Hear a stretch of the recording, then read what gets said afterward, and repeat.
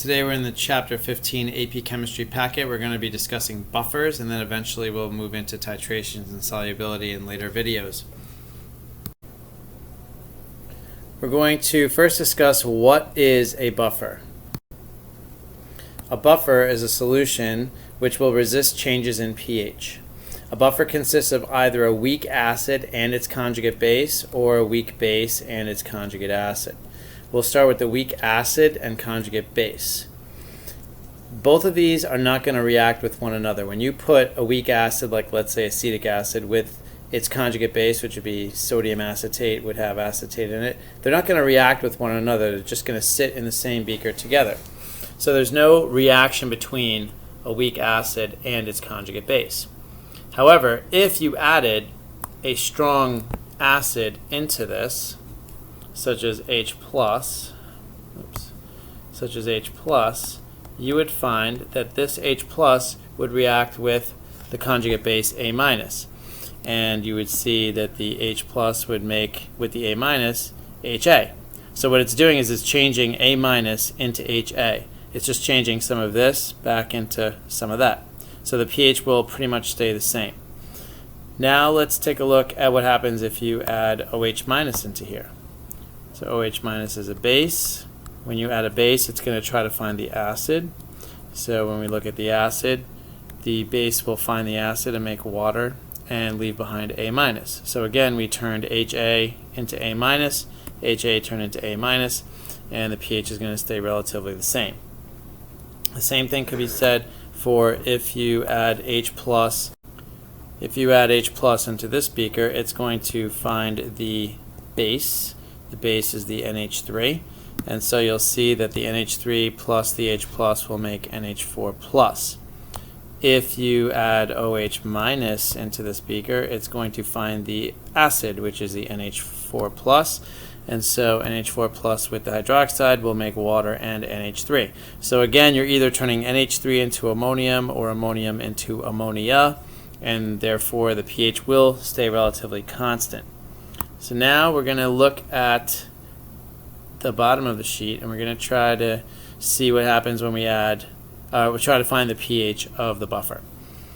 So as we learned in the last chapter, to find the pH, you have to do ice and Ka if it's a weak acid. Since we have acetic acid, it's going to break up into H+ and acetate. The only difference is here we have a bunch of the acid and 0 for the H+, but not 0 for the acetate. So you have to be careful to make sure that this has a number here from the beginning amount, which they told you in the problem, 0.75 of the acetic acid. It says 0.75 NaC2H3O2, but of course you remember that when you dissolve this, it's going to dissolve because of Na+ and NO2, and therefore it's going to be acetate that you really care about. So we're going to shift to the right, so minus x plus x plus x.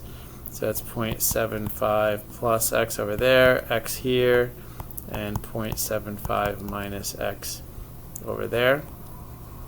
And now if you want to use the Ka, which is 1.8, 10 to the minus fifth, which we all pretty much memorized by now, and then you're going to take your products, which is x times 0.75 plus x, divided by reactants, which is 0.75 minus x. And we notice that the Ka is very small, so we get to ignore the x's. And we're going to find out that the Ka, 1.8 10 to the minus fifth, ends up being the same number in this case as the x.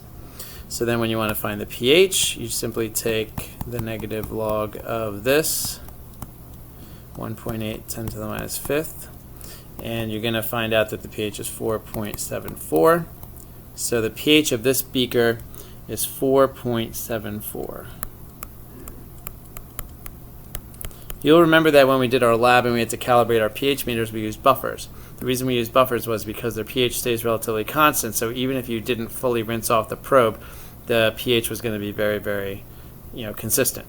So now let's see what happens if we want to find the pH of the base. So we're going to move this up so we can still see the basic beaker, and we'll do the same type of calculation here. Do it on your paper as I do it here. The ammonia is 0.75 and the ammonium is 0.75. Both are 0.75. We don't care about the water, so that's going to shift to the right. So we're going to have that, and 0.75 minus x. Now we're going to set that equal to Kb, which happens to be the same number as the Ka of acetic acid.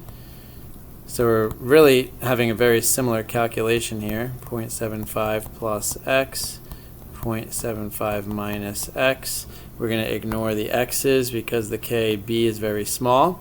We will again find out that x equals 1.8 times 10 to the minus fifth.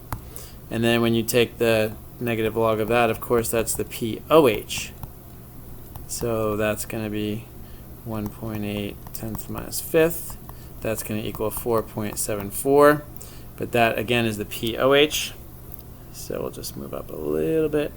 And we'll say that 14 minus 4.74 is going to equal our final pH of 9.26. So there's my pH of my second beaker, 9.26 equals the pH. So this is a little cumbersome to do this calculation over and over again, and we're going to learn a shortcut right now. If you look back at the acid one, you can see that this is the Ka right here. The X always ends up being the H plus concentration right here. This on top was the concentration of the conjugate base, so that's the conjugate base. And then here is the acid that we started with. Okay, acid and base. So this is the acid. So I'm gonna erase the conjugate part just so we see base and acid. And now if you do the math for this, you're gonna solve for H plus. You're gonna see that Ka is gonna equal the A on top and the B on the bottom. So H plus equals Ka times A over B. And that is the shortcut that we see on the bottom of the page right here. So H plus equals Ka times A over B for a buffer. So this allows us to eliminate or avoid ice calculation for a buffer. You can see the analogous shortcut for the bases. So let's do this one real quickly. This is Kb. We're solving for OH concentration. This is the acid, so that goes up here. This is the base, so that goes down here. And when you rearrange it, you're going to see that the OH minus will equal the Kb times the B over A.